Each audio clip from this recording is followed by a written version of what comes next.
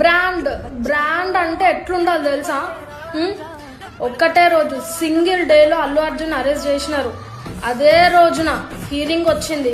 అదే రోజున బెయిల్ కూడా వచ్చేసింది. పుష్ప అంటే ఫ్లవర్ అనుకున్నారా?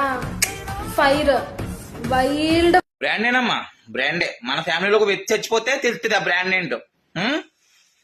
అది చనిపోయి అవతల మనుషులు బాధలు పడుతుంటే మీరు కామన్ సెన్స్ లేకున్నాను బ్రాండ్ గడిది గుడ్డు వచ్చేసాడా? పొద్దున సాయంత్రం జైలు నుంచి వచ్చేది గొప్ప ఎవడ గొప్ప?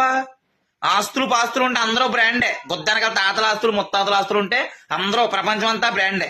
అర్థమైంది? ఎవడో తగ్గేదేలే.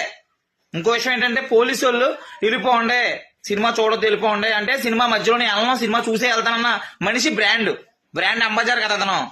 అంటే ఒక మనిషి ప్రాణం పోయి ఇక్కడ అందరూ చక్కగా కొట్టుబిట్లు ఆడిపోతుంటే శవాల మీద డబ్బులు ఎరుకునే మనుషులు ఎలా ఉంటుందండి? శవం చనిపోయినా పర్వాలేదు సినిమా చూసి వెళ్తానని పెద్ద మనిషి, అతను బ్రాండ్. ఆ సినిమా వాళ్ళ